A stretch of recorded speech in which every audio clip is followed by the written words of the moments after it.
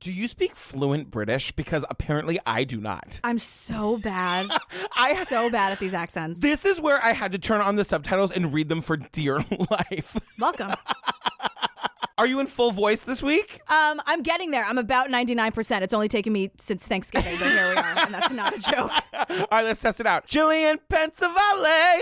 Patrick Hines. Da-da-da. Okay. It sounds good. All right. It sounds good. Give her the Grammy. Okay, thanks.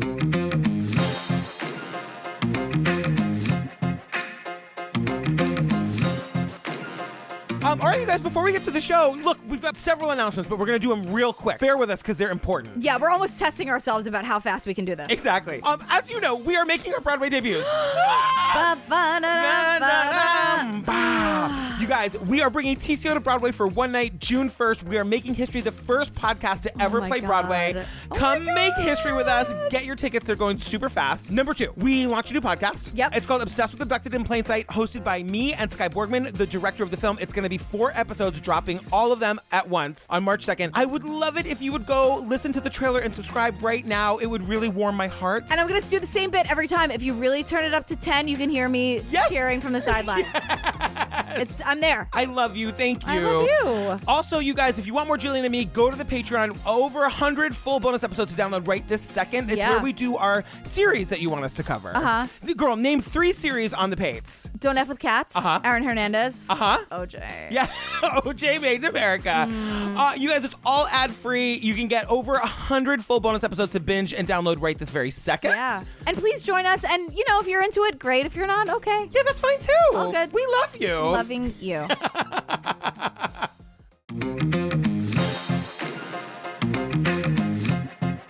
Girl, what are we talking about today? We're talking about A Tale of Two Thieves about the Great Train Robbery. So they call it the Great British Train Robbery? You want to say Bake Off, don't you? Well, that's what I'm saying. I'm like, ever since the Bake Off, is everything the Great British ... No, this came first. The train robbery came first. That's true. But is everything so great in Britain? I think there are some pretty great things over there. I do love me some London. I was very happy to see my old friend London.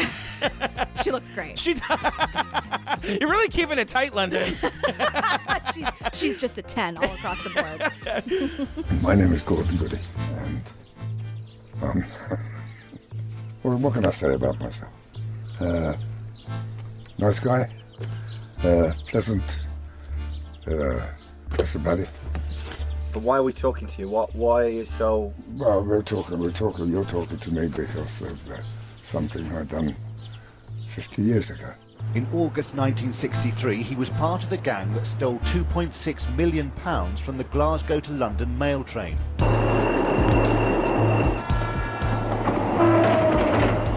I was in Kensington Gardens with Buster, and we had a meet with the Irishman.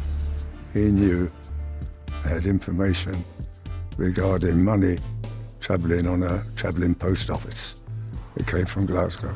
And I asked him what kind of dough we're talking about. He said, well, it could be up to £5 million.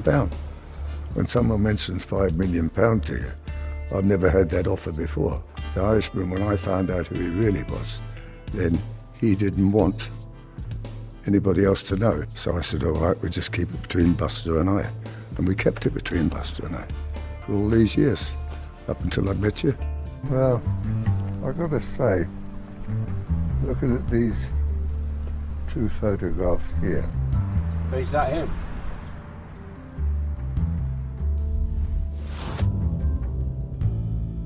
So we meet Gordon Goody, who's one of the guys behind the Great Train Robbery. And it starts with him. He's like, my name is Gordon Goody. And then he just starts laughing. He's like, what can I say about myself? I'm pretty nice, I guess. And we just immediately, right out of the gate, with something I love, we hear the filmmaker. Yeah. And the filmmaker is like, But why are we talking to you? Why are you so... Well, you're talking to me because of something I'd done 50 years ago. well, because 50 years ago, I did something. Gordon, what you did is steal millions of dollars from a train, and the robbery was so famous that it's known as the Great Train Robbery, and movies were made about it, and you stole from the Queen of England. You didn't just do something. You know, I've got a a lot of feelings on the wealth of the royal family. I'm not sad that the queen lost 5 million pounds in one day. Right, but it was like through the mail. I know. Listen, we'll talk about it when we get there. Are you like a royal fan? I know nothing about the royal family. Like, I don't stay up to watch the weddings. Like, I just don't care. Are you into that? No, I'm really fascinated by like the old stuff, like Elizabeth and like all of that stuff. I'm really excited for 6 coming to Broadway about like Henry VIII's wives. Rude. Abby Mueller, girl, I'm looking at you. I cannot wait to see it. But I'm also really into Megxit. I've been following the Megxit situation pretty closely. Well, I'm all in, like, if there's a toxic relationship, girl, you got to get out of it. Right. No, but the toxic relationship is with the country. It's not with her husband. No. With like, I thought the royal family was the toxic behavior. Yes, they've not been behaving. We are dealing with a situation in which a half African-American woman married a prince, and that brought out some racism in Really jolly shaking old England. things up over there. So she's not a 10. Maybe she's an 8. You mean the country, not the Markle. Yes. No, Markle's great. Markle who wears the Rothies. Don't even get me started. Okay, we got to focus. So the thing is, like, Gordon Goody is an old man at this point. He's like in his 80s. Yeah, and he's very just like, I stole a fucking train. He's very just like, yeah, but he's very old school British, and he's just an older guy. Also, just for context, there's also an actor who is very young and cute. And he's so hot, you guys. He plays Gordon in the flashbacks. But it's not flashbacks because Gordon will be saying something to camera and then we'll cut to young Goody who like finishes the sentence and he'll try to be like, so listen here, this looks like a Mont Blanc pen and then all this stuff and then you're just like, oh. So now we're getting the story from both of them. So in the edit, you'll hear like, whose voice is this? It's young Goody. Right. So Gordon's like, look, I grew up in the Irish countryside and then, moved to London. But my life in the country is very, very good. And I suppose you can say I am a country boy at heart. I returned to London, where my parents lived here, 6 Commondale, Putney. Now, it wasn't a great time to be living in London, to be honest. The Blitz was over, but there were still regular bombing raids all over the East End and in the docks. So, spoiler, this whole movie is leading up to this great train robbery and the potential unmasking of this person called the Irishman, who was like one of the people who made it happen. Yeah, so there were a bunch of people involved and he just took his money and ran, which I'm like, girl, that's how you do something like this. Yeah, and for the context, this is like the 60s. Right, so yeah, it's England 1963, super mod. Even the graphics are very like Mad Men, the colors, the music. It's cool. It's all very exciting. Yeah. What's also exciting, we meet another PI, everybody, Martin Young. My big question for this guy was like, how do you think it's different to be a PI in England versus in the United States? Well, he's not as excited about being a PI. Martin's just here to go to work. And I just want a little more razzle-dazzle with it. Do you find him? Potentially, provided the information you've got is correct. It's been a while since this guy met the fella, but potentially, yes. So they're looking for the Irishman who was never caught, and he disappeared 50 years ago with like the equivalent of 2.5 million even back then. Right? Exactly. So here's what we know from this nameless filmmaker. Yeah. Who we learn later is named something. We'll get to it. But I say, give yourself a lower third, girl. You guys, like, documentary making 101, don't tell me that we couldn't make an Academy Award winning documentary Stop at this point. it. It's I know. just on the lower thirds alone. Best lower thirds go to us. Like, enough. Just tell us who you are. Like every 5 seconds. Yeah. Even if I just saw you, I want to see you again. So here's what we know from this nameless filmmaker that we'll probably hear about later. What we do know is he was in his possibly early 40s. He was quite well dressed. He wore glasses. And the other thing that Gordon's told us, which is something that he's never told anybody before, is the guy's name. And then, as they're listing this, it's like, oh, Gordon Goody told the filmmaker this dude's name. Right, exactly. And I'm like, oh, okay. So the filmmakers asked this Martin Young guy if he can help track down this guy, or because he's in his 90s now, at least find out like what happened to him. Yeah, I get the sense that this train robbery is like a really like mythic big deal in London, and we've just never heard of it. There are movies and like miniseries made about it. So this filmmaker is at the same time getting Gordon's story about the heist and trying to figure out who this other guy is. That's what this whole documentary is about, you guys. And we just like cut back and forth. So then we have like cool, sexy music. We're back to Goody. Yeah. And he's like, No, I don't consider myself a gangster now. I'm just an ordinary thief. I don't don't consider myself a gangster, no. And all I could think about was Goodfellas. As far back as I can remember, I always wanted to be a gangster. Like Q, rags to riches. I was just like, someone, filmmaker who shall be named later, watched Goodfellas before he made this documentary. It's just ridiculous because this guy is so fucking old, and he's like, I'm just an ordinary thief. Which, of course, makes us love him more, right? Of course, yeah. Right, because he's like, he's also like dressed to the nines. Gordon is wearing like a tie and a suit and a hat. He has like 8 dogs, and every once in a while they just like walk like into frame, and I'm like, okay, well, now I'm distracted. I'm so sorry. Exactly. And Gordon, he also says more things where you're like, oh, don't make me be charmed by this guy. He's a robber. I've never looked for fame as a criminal. I've never wanted to be known as a good criminal. I knew I'd rather take a step back and stand in the background, really, not to be known, because of quite a lot of reasons. But he's like, I don't want to be a famous criminal. I just want to be a good criminal. I have priorities. Okay? I wasn't in it to be identified. And I'm like, okay, smart. This is also where he tells us, like, the thing about one of the reasons he didn't want to be like a famous criminal is because he's like stands out. But he's basically like, I'm very tall and very handsome. Well, we get the flashback hot actor who's like, look at me. I'm tall. I got blue eyes, blonde hair. I'm beautiful. If you're an average, normal-sized guy, you've got far less likelihood of being pulled out of a lineup than someone like myself. I mean, I've got blonde hair, blue eyes, beautiful. I'm 6'3", you know? And I was like, actually, I can't really argue with that. But did a bro write that copy? And so Gordon's like, look, I'm a country boy at heart. The first like illegal thing I can remember is we would just go around killing other people's chickens. And No. What? This is the disconnect. He doesn't say killing. He says... And then that was when you could say that's when I first got involved in something criminal, but I didn't see it as anything seriously criminal. Myself and another guy, Arthur, we used to go out and just nick a chicken here and there. They would nick chickens, and nick means steal. So I've had to do a lot of side googling. But the nick is also prison. It's also jail. I know. There is so much of this. You think I didn't side goog? Nick a chicken. Okay, whatever. Can we get to the goddamn famous robbery with the millions of dollars it's stealing from the Queen? It's unfortunately not for like another 45 minutes. And then when we do, it's for 30 seconds. God, I don't know anything. Don't ask me a single question about this robbery. I know that it happened. I know that Gordon Goody was there. I know that there was an assembly line. And I know that we don't know who the goddamn Irishman is. I just know that I have a lot of questions is what I know. So Gordon's like, look, I wasn't really into school. I wanted to stop going to school when I was a teenager, but my dad just really wanted me to have a career. So his dad wanted him to be a plumber, but Gordon, in his words, is like, I want to be a burglar. Right. So they disagreed about this. So Gordon's like, screw you guys. I'm leaving. You don't want your teenage son to live a life of crime. How dare you? I know. I have my rights, and I'm leaving. So then Gordon tells us. Well, my mother used to look after me.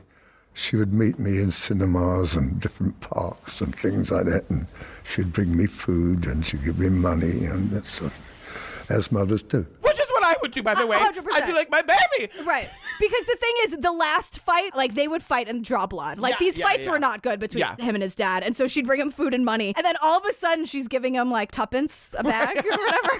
Mary Poppins, anybody? And so the dad, like, pulls up as they're having this, like, secret meeting. And then... I thought, oh, here we go again. We're going to have another row here. Anyway, so he said, no, sit down, son. He said, look, I want you to come home. Come home, he says, and we'll never talk about it again. And it brings tears to my eyes to watch them. And this is what happened, you know. We had the greatest relationship possible between him and I, you know. We'll totally sweep it under the rug. We never have to talk about it again. Just please come home. Which, again, is what I would do. Like, parents, if you can't beat them, join them. And I'm not saying in every situation, but rather than having your hot, lanky, blonde hair, blue-eyed son out working the streets, could you just, like, give him a bed to sleep in? Yeah, you can apologize for the fight. Right. Apologize for your part in the fight Totally. if blood was drawn. And also have him at home and encourage him not to be a bank robber. That's also a thing. Yeah. So then he's like, okay, fine. So instead of being a burglar, he decides to try the Navy, because the thing about the Navy was that they gave you this thing where it's like the Seaman's booklet. Yeah. Are you okay? You're going to make a joke like you're a teenage boy? You're Oh, good? Okay. I did think about it, but I actively decided not to make a joke. Okay, great. Because actually my joke started with the fact that he said I tried to work a few straight jobs. Yeah, with the Seaman's booklet, I know. But that You book... made me. I will have the record show. You made me make the joke. No, in therapy we learn nobody makes you do anything. You can't control what other people do. You can only control what you do. You enticed me into making the joke. Fair enough. So the thing about this book. Okay? Are you gonna? You okay? The word semen's here. Are you all right, girl? Trigger warning. Gay stuff. Now, the best thing about the Navy was that they gave you a seaman's book, which gave you free passage anywhere in the world, no questions asked. I thought this might come in handy later on. This seems like a very bad plan. Passports exist for a reason, British Navy. I think we should honor them. Right, and Gordon's like, this might be a good thing for me later on. Right. I will join the Navy for this free passport, and then we'll just see how it goes. Yeah. Spoiler, doesn't go great. I spent maybe 3 years, 4 years in Soho. I was just bumming around the West End, stealing everything and anything that wasn't nailed down, if you like, you know. Here's the thing. So I love London. I've been many times, and the West End is where we always stay. That's where the theaters are. That's where the theater is. That's where the theater is, and Soho is right next door, and I love it. I love London so much. Yeah. Well, anyway, so the thing is, back in the 60s, the black market was thriving because everything needed to be rationed. They were like, cash is king. Everyone was getting paid in cash. Like, it was a gold mine for petty thieves like these guys. Those were the days, as young Goody says. Exactly. So now we're back with the PI and the filmmaker, and they're checking in on finding the Irishman. And You seem excited about this. I was bored to death every time the stupid PI... The PI looks like he hates his life. well, nothing ever comes of it. I know. Like, we just check back in, and it's like, so did you find anything? And they're like, no. And they're like, okay, great. And then we go back to Gordon. So now Gordon's talking about like the good old days of just robbing everybody and everything all the time. And so there's someone named Jimmy the Yank that we hear about. Jimmy the Yank? Excuse me, he was another layabout. Oh, excuse me. Gordon was playing around gross with this young girl who ran away from her foster parents. But not like a young, like of age girl. Yeah, he was a kid too. Exactly. I hope. I mean, God, this is wishful thinking at this point. I was trying my best to follow this story, but what we learn is that Jimmy the Yank, another layabout, is his friend. And separately, he's like hanging out with this young bird. I know, young bird. And they're like at his flat, and you know the police know about him because he's like a casual robber of things. Mm-hmm. And the police like kicked down his door because they fancied him. Police fancied me. The police fancied me. And one day, lying in bed with her, door came in. Policeman came in, da da da da. Get out of bed, and she was in bed, and we're both stalkers. And they were more interested in the young bird. She wasn't a bad sort, as it happens. They were both starker, which means naked. Right. And the police who were there to arrest him were much more interested in her. He says young bird, and I'm like, yeah, you mean the underage runaway? Yeah, dude. He says they took us to the Hammersmith Nick. That's jail. That means jail. Yeah. And then they take away his seaman's book. Right. Which he needs because he's going to be a world-class robber, you guys. Right. And so he tells us... Now, I had this acquaintance, and he said he knew this crooked cozzer who for 800 quid would snaffle back my seaman's book from Hammersmith Nick. That he knew a guy who knew a crooked crosser, which is like a crooked cop. Right. Basically, I knew a guy who could get me my book back so I can travel around the world with no questions asked. But I want to say all the words. Okay, good. I'll translate it after. Go ahead. He knew a guy who knew a crooked crosser. That's all. That's the only word. You can't say it without doing the accent. If you want to say all the words, you have to say the words. Do we not remember my failed Christopher Walken from the Natalie Wood episode? I think I've blocked it out. What is that? Crooked crosser. There you go. I knew a guy who knew a crooked crosser. For 800 quid, he would snaffle me back my seaman's book from the Hammersmith Nick. Every time you do an impression, it just goes to Grover. Every time. You're such a dad. That's your dad joke. Your dad joke is not wholesome jokes. Your dad joke is that all of your impressions just become Grover. You know that Grover is like alive and well and lives in our house. Oh, I know. Like it's Daisy's favorite thing. So Grover is like the one thing I can do. Right. Hello, Jillian. Hi, Grover. Hello, Jillian. I am so happy to be here with you. Oh, Grover, I love being here with recording you. this episode of True Crime Obsessed. I love you, Grover. So this inspires the filmmaker to take us back to the very first time that this goody guy went to jail. Right. Wormwood Scrubs prison when he was 17 because he stole some guy's wallet and he was sentenced to 21 months. And then he's like, anyway, I got out. Right. And the minute he gets out, he's like, you know what I really want to do? Blow up a safe. And he says, When you go in prison, you don't know anyone. But when you come out, you know everyone of any value or any value to you and the plans you've got, you know. So he, of course, knows a guy who knows a guy who's like, girl, like, we can blow up a safe. It's actually pretty easy. You want to come blow up a safe? Let's go. there's all this old footage of like these safe doors being blown off. And then he tells us the story about the one time he did it wrong and the safe blew into his head basically and he almost died. Yeah. And one's gone in, and I'm fiddling around with the other one, the other one's gone. Thing's gone off. It's gone off so fucking quickly.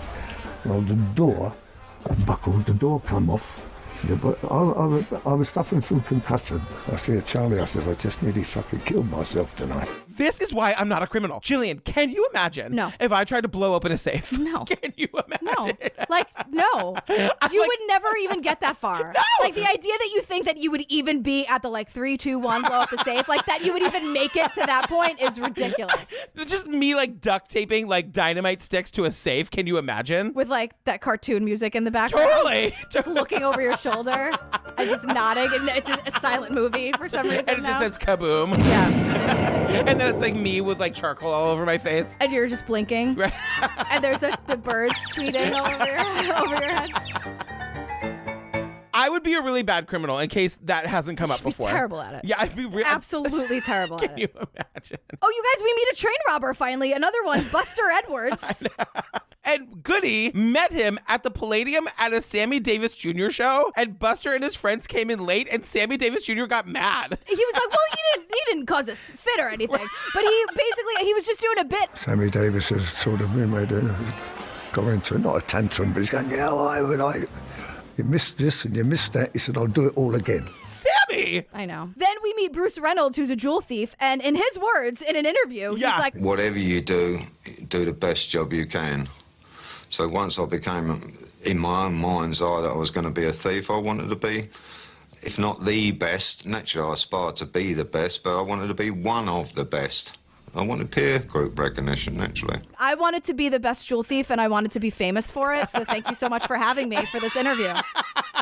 And Gordon's like, that's not me. We're very opposite, as you can see. I wanted to be a good thief. He wanted to be a famous one. So Goody tells us that when you would get a job as a crook, they call it a piece of work. And the first piece of work... Real piece of work. A real That's the kind of piece of work I know. Oh, this one. Did you see that she moved in? Did you see the couch they had?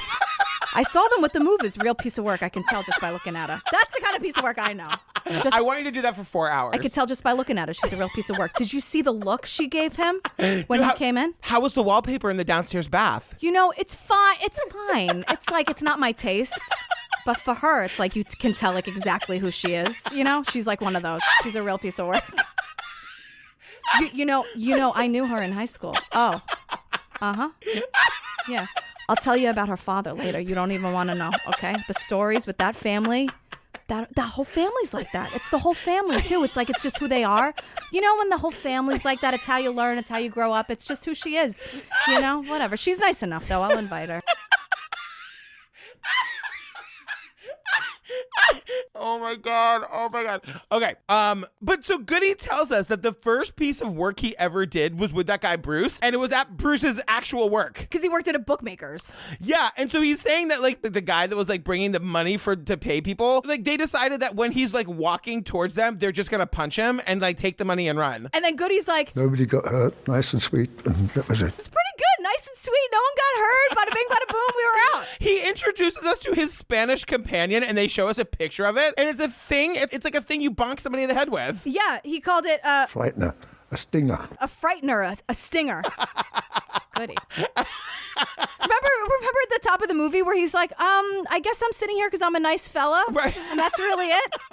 Goody. Punching people in the stomach, taking the money and running.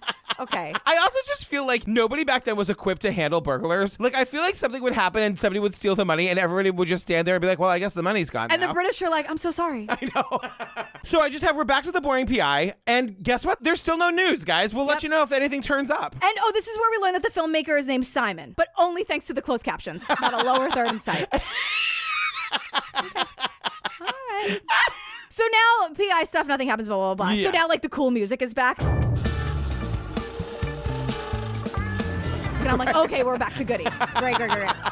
So old Gordon says, because I have in my notes when young Gordon says it and when old Gordon says it. I have it as young hot Gordon. Okay, well, whatever. Obviously, they're your notes. So old Gordon is like, we thought we could do anything. Honestly, at that time, everything we went on was sort of heavy, but in most cases, anything we went on, we succeeded at. Well, we were convinced we could do anything, mostly because we succeeded at everything. We always got away with it. So they tell us this story. They're gonna knock over an armored car, you guys, almost literally. So what they do, and again, it seems like it was also easy back then. We knew the exact route it was going. But along the way, there were some roadworks. And so to do it as we wanted to do it, in a quiet place, we had to put it on an alternative route. They had to divert this armored car full of money to like a quiet location where like they could just rob it and nobody would care. So they put like road signs on the road. And so like that seems simple enough. Yeah. Except for the fact that this one like do-gooder sees that like the sign shouldn't be there. We'd put up the turn left sign to make the lorry go where we wanted it. He must have thought, well, they shouldn't be there. And he moved the road signs. It's a cartoon. It's a cartoon from start to finish. He like turns the arrow in the other direction and then all of a sudden, and like nobody told Gordon. So Gordon comes like flying down the street in his car, not expecting the armored car. Bruce has now come in front of the truck and he went bosh, head on. It's like, isn't that from some British show? Totally. And the guy's like, no, the arrow's supposed to be going this way, mates. They're like, oh my God. And they're like, we're just trying to steal the money, old fella. Hello, governor. Please, sorry. We love the British people. I love the British. I know you guys have so many dialects and accents. I'm not going to try to do Cockney. I'm not that cool. No. So the cartoon music continues, and like all of the people everywhere are coming out of the cars. Gordy and his friend are jumping out of his car. The guy in the armored truck is jumping out of his car. The guy who turned the sign the other way is coming out of a building. They are all clobbering each other. Right. And it's like Gordy's on the bottom of the pile trying to climb over everybody to like reach into the armored car and get the bags of money. Yeah. The security guard at the side, the doors wasn't locked. I pulled the doors up like that. And he was going back in and his legs were, and I grabbed his legs like that. So he's half in and half out with the back part of it. And Charlie's climbed over me, gave the guy a clump. And that was it, we had the prize. 70 grand. It makes no sense. And then it cuts to him being like, sometimes I just didn't want to rob banks that day. Sometimes I just wanted to go fishing. And I'm like, you contain multitudes, don't you, Gordy? What's going on here? Sometimes he just wanted to have a nice fish for himself. Okay. All right, so we're back to Simon. And Simon's the producer. He's the one who's like going to the boring PI guy. Yeah, well, he ditched him for now. Right. Because we meet Ariel Bruce. I love her. I'm a qualified social worker, but I don't think that's why you're here. And I also trace missing people, mostly missing family members. She's like, I'm a social worker, but I don't think that's why you're here. No. So she's like the Deanna of London. If you guys have watched Don't F with Cats. Don't watch it, just listen to us. Totally. Please, I love you too much. Please don't put yourself through that. So Ariel's like, great, I have no information for you, but she does give a PSA of sorts. Yeah, she's much more helpful than this bored, probably alcoholic PI that hates his job. Right, which is fine. Let's not. People can do whatever they choose to do. I agree. So Ariel's like, look. It's a common name. There'll be in the hundreds of people, not that you could say are in their mid-40s, but I would take that with a pinch of salt, coming from a man who was 32. I think that people's perception of other people's ages, it can be very varied. So if he thinks that, for example, he's 45, I would want to search the period, let's say, from 39 to 53. I've been screaming about how bad I am at guessing ages for years, and I thought it was like, everyone's like, really? It's not that hard. Ariel says it's hard. It's not easy to do, and when in doubt, go down. Yes, absolutely. Round down. And never ask women if they're pregnant. Why do we have to say this out loud? Or just like, congrats. Don't make any assumptions, you dicks. If you do that, you're a dick. If you're like, yeah, what are you, like 40? Like, you're a dick. Wow, when delivery days, anytime. TikTok. Yeah, like, oh, you look great for pregnant. No, even if you think it's a compliment, don't do it. I know.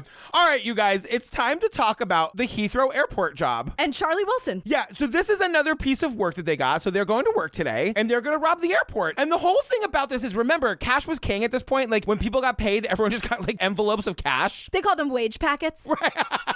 So I said, I have in my notes, I was like, wage packets are ... paychecks, I think?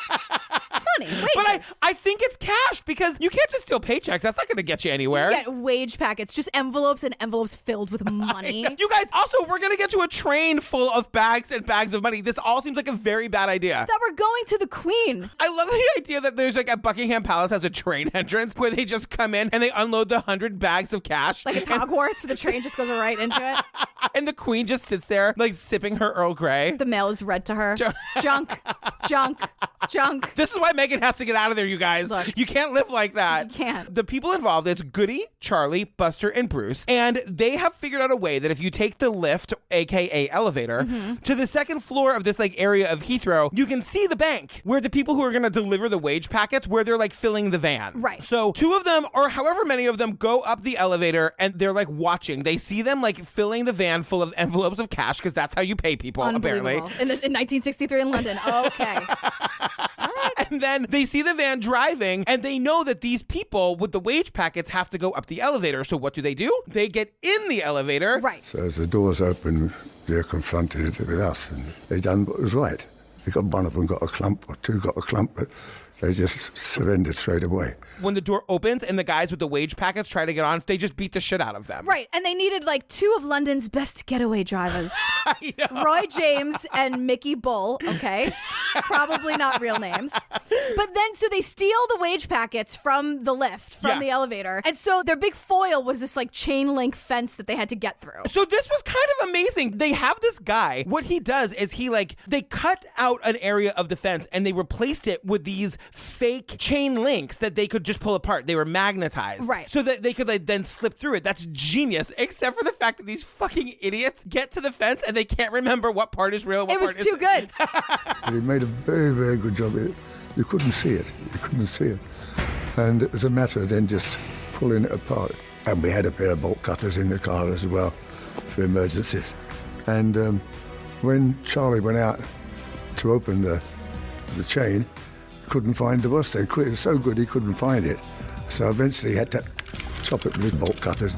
Guys, you didn't give this a practice run? Right. But they had, Old Faithful, Tommy the Cutter, because they just ended up cutting the chain. So I'm like, you could have just cut it all along. I imagine that the actual scene of this, again, has like the derpy dirt music under it, while they're like frantically picking at the fence. It's over there to the right, love. Just over there, a couple more chain links to the left, I think. And then Tommy the Cutter's got to pull out his cutters and just cut the way through the fence, and then they all just slip through. And they're like, what? Is it over there? No. What? I can't hear you. What? Just cut it. Oh, bloody hell. It's gonna get caught on me trousers. Just cut it. What? So Gordon's like, we were really good at what we did, but not really, because you guys, guess what? They all get arrested again. But they're in, old Gordon calls it the identity parade. It's a lineup. The identity parade is actually called a march, and we will continue to call it a march until we all have our equal rights. How dare you? The identity parade. I love that. So he gets off, right? Yeah. After the trial, Gordon, the audacity of this bitch, goes up to the prosecutor, and they're outside, and it's so British because they like exchange pleasantries, and he's like, congrats, no hard feelings, says the prosecutor. And he had the chain. And I said to him, I said, well, you're a forensic officer. He wasn't all that clever, was he? So he said, what do you mean? So I said, well, he hadn't seen this, did he? And I pulled it. It was the biggest mistake I've made in my criminal career. Oh, look, your forensics really sucked. They didn't pull out this cool chain link thing my friends made and hands it to the prosecutor, that fake chain that was just supposed to pull apart. Goody hands it to the prosecutor saying real tough luck there, old chum. He goes, that was the biggest mistake of my criminal career. Right, exactly. Do you think we're getting to the train anytime soon? Does this have anything to do with the train? The Great British Bake Off train robbery? With the chain link, whatever, and the Irishman, whatever. Girl, get ready. What? We're at the train robbery. Are we? Yeah, we're there. Okay, great. So Goody is telling us, look, people were saying that there was leaders and subordinates. He's like, no leaders at all. We were just a group of, I suppose you could call us, determined thieves. Just determined thieves. And he goes, my role in the planning was, well, you plan it like you plan any robbery. Basically, you dummy. Gordon, we're here to learn about the Great Train Robbery. Can you give us a little? Well, we robbed it. Right. Gordon, a little bit more if you could. A little bit more. Oh my God. And so he's saying to us, My 2 major areas of concern were how to stop a train and where to do it. We just didn't know how to stop a train. We soon realised we needed some help. Guys, we're going to be cutting back and forth between old Gordy and fake young Gordy a lot in this section. So sometimes you're going to hear an old man talking and sometimes you're going to hear like a hot young blonde guy talking. Right. Can I just say one thing? Sure. We don't know why they want to rob the train. We're just like at a train suddenly. And it's like, if I didn't do all this side googling, like it's very confusing. Maybe it's like a fun, wild ride if you're just watching it. But when you have to like understand it and talk about it, I'm like, why are they robbing this train? We don't learn about the Royal Mail for like another half an hour. What are you talking about? Oh my God. So, and why the Royal Mail? I know. Like, what is so valuable in it? So Gordon tells us, look, we needed to add some muscle, so they decided to work with the South London gang. That does not sound safe. Make a movie about that. I know. You guys, I'm telling you, this happens in all of the cartoons that Daisy watches. Like, I was like, oh, I know this story. Yeah. They're going to basically like hop on the train and then separate the cars. Yeah, well, they have to figure out how to stop the train. Yes. Especially because postal workers are going to be on the train and they're follow the rules. Ooh. So they needed like extra muscle, and that's why they get the South London gang. And so they realize that there's only one place that they can stop the train. And actually, they don't have to stop the train at all. The train's going to stop itself at a place called Sears Crossing. Right. And then there's this bridge, which is where they need to get the train to, where they can kind of rob it under cover of this bridge. And both of those locations are just like a few yards away. The next concern was what to do with the money when we had it. Now, Bruce and I were in favour of a stow, somewhere to lay low until the heat had died down. Well, the plan was, first of all, to find a place that was easy access for what we wanted for our transport and that, and obviously a place out of the way. They find a farmhouse 27 miles from the bridge that they're going to use as their safe house. Right. So it's the night of the train robbery, y'all, and Goody is hiding in like some field or something. They're just like sitting in the darkness waiting for the train to come. Right. They're just sitting there. What time you got, mate? I don't know, love. Tea time. Am I right? Keep your voice down, the train's coming. What? In the darkness, just waiting? Oh my God. I honestly was like, are we going to have anything to say about this episode? So the thing is, the guy who's driving the train, like the good guy, his name is Mills. Yeah. And Goody tells us, like, Mills, in his own way, was a hero, as I see him. He was a bit of a hero, you know? And he fought Buster off the thing. Buster couldn't get up. Buster couldn't get up at all. And I went down the other side to the other side of the thing and pulled Mills away from where he was kicking Buster down. Mills was kind of a hero in this moment because the train stops and we see like clips from the movie they made about this. Yeah. The Mills guy, the driver, is sitting there just like minding his own business, and all of a sudden the door opens and a masked man. And that guy Buster that we learned about. He bounces in. This guy Mills just literally kicks him out the door with his foot. Gordon's like, credit where credit's due. He did a good thing. Buster's like, I'm here to whoa. You all right, love? So anyway, they bully the actual driver into driving the train. And now they've got to go to this like mail car room. They break in. It's all these like weird middle-aged men. But the thing is, it's not subtle. Like they're kicking the door in. Like it's terrifying. And then you see the look on these like actors' faces, and they are terrified. And then 1 second later, they're all like hog-tied to each other. Right. And then there's like 15 robbers, and they're doing an assembly line where they're throwing these bags of cash down the line. There was a chain, one to the other, which you could actually, if you wanted to, get them, throw them down and land on the floor beside the thing.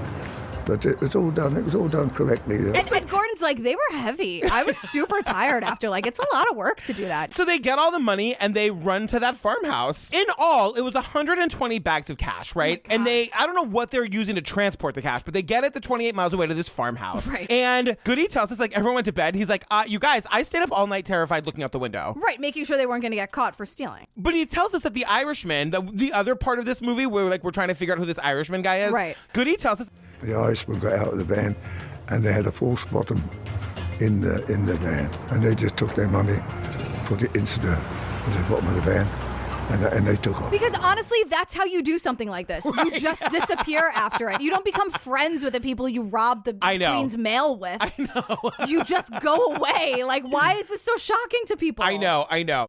So now we're back to like the days after the train robbery, right? Right. So what happens is like there are people that they suspect who did it, and they put their names and their pictures in the paper. In the Daily Mail. The Daily Mail. And Goody is not one of them. So Goody is like, the heat's getting hot in here. I'm getting out of town. I'm going like up north to see this other young bird that I know. So he meets this girl at a hotel, and the woman behind the counter sees this picture in the paper, and it just happens that Gordon looks enough like one of the guys he robbed the train with, whose picture is in the paper, that this woman thinks Gordon is the guy in the paper. Because Bruce wearing thick horn rim glasses at the time, same as I used to at the same time. They're fashionable at that time.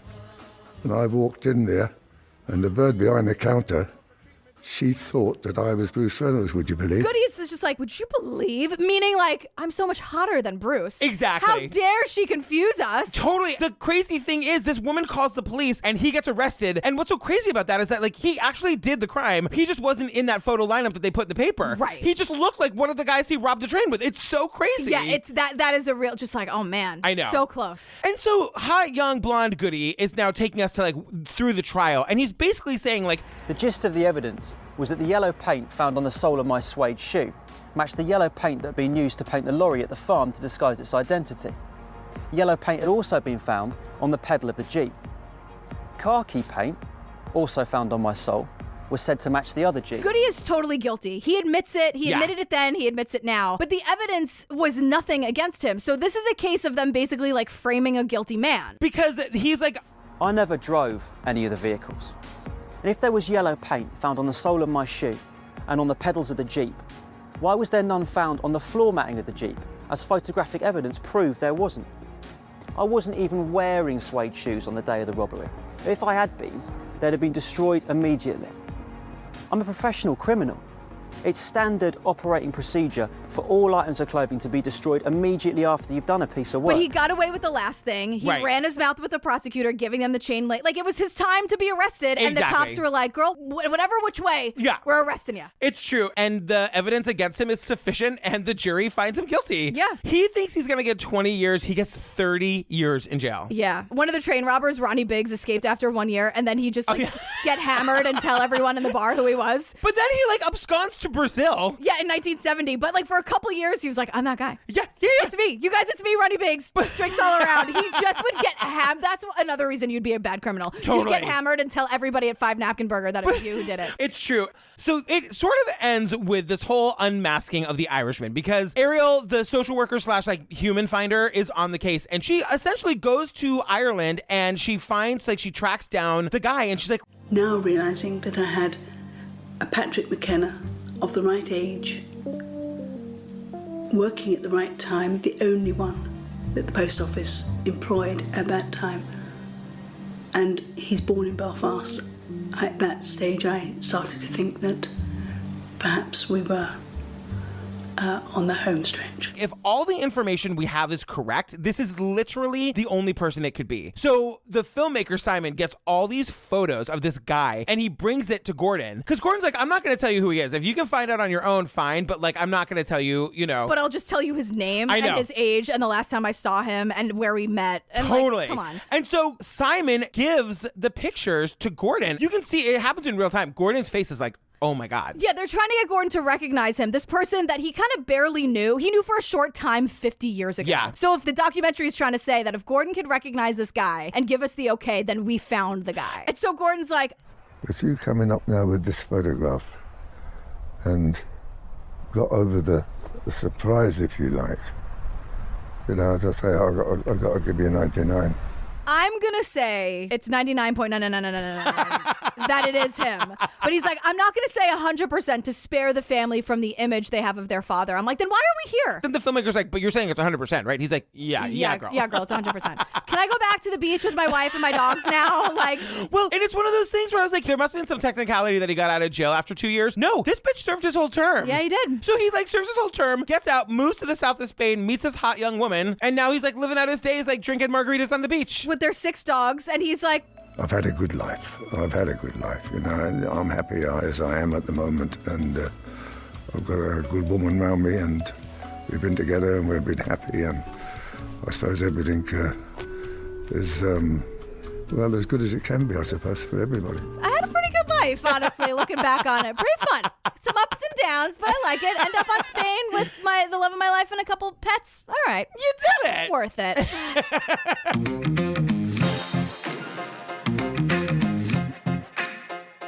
Girl, we did it. We got through it. That was a crazy one. It was crazy. You guys, just a reminder real quick, come see us on Broadway, June 1st. We're making history. We're doing it. First podcast on Broadway, come see us. And the Pates, you guys. Lady Pates. Where we do all of our series, over 100 full bonus episodes to binge right this second. Making a Murderer, Serial, The Jinx, Madeline McCann, Don't F with Cats, Aaron Hernandez. You guys, it's so much stuff. Come see us. Yeah, ringtones and ad-free stuff and after parties. There's a whole lot. So more than you could even handle. But try to handle it. Don't want to turn you off. Exactly. Hey, girl, I'm turning the tables. I'm sick of always being put on the spot. Oh! You tell me what we're doing next. How about that? You guys, next week we're doing Up and Vanish from Oxygen. So it's my Sweet Pain Lindsay's podcast turned, I guess it's just one episode on Oxygen? Yeah, it's like the Up and Vanish special about Tara Grinstead. Yeah, exactly. I thought it was like a multi-episode thing. It's not. It's one episode about Tara Grinstead, which is the podcast that he did. Right. I have 10 million stories about him. Yeah, there was some stuff with him in the past, right? I wasn't on the Pain Lindsay train, the good one or the bad one. So this is all very new to me. Well, the Pain Lindsay train is all good. Great. So I'll fill everybody in. He is the cutest boy in America. You love him. I really love him. He can really wear a pair of khakis. It's true. Good pair. He's a good slacks wearer. He once put his hands over my eyes and made me guess who he was, and it was one of my favorite days. Okay, well, we'll get into it. We don't really have the time. This is the outro, sweetheart. We're saying bye. We're say goodbye to everybody. Say goodnight, Patrick. Good night. Girl, where can they find us? They can find us at truecrimeobsessed.com. It's where you get your merch codes, where you get the Patreon, live shows, all that goodness. Yeah. You're Jillian with a G on all the socials. On the social medias. On the social medias. You're Patrick Hines _ on Instagram and at Patrick Hines on Twitter. We love you. We love you. All right, bye. It's a small town and everybody knows everybody. But people are not who you may think they are, and monsters are real. Tara Grinstead was last seen heading home from a barbecue with friends. We don't have any leads. Osceola came together and we did a search. It was clear the killer was someone in their midst, but they didn't know who. For 2 years, I dedicated every day to this case, searching for the truth. No more silence, no more small town secrets. If somebody does know something, then I'm trying to find out. Police say Ryan Alexander Duke broke into her home, robbed and killed the teacher with his bare hands, and then hid the body. I don't believe that Ryan participated in this crime alone. I think 2 people were involved in the murder. I heard Bo Duke's name from several former friends and classmates of Ryan Duke right when Ryan Duke was arrested. The government thinks he's a liar. How do they know which one's the lie and which one's the truth? If you're confessing to a murder, there's only one version of what happened. But did he do it? Tell the truth. That's my message. Just tell the truth. We don't have the truth yet. We need to know it all.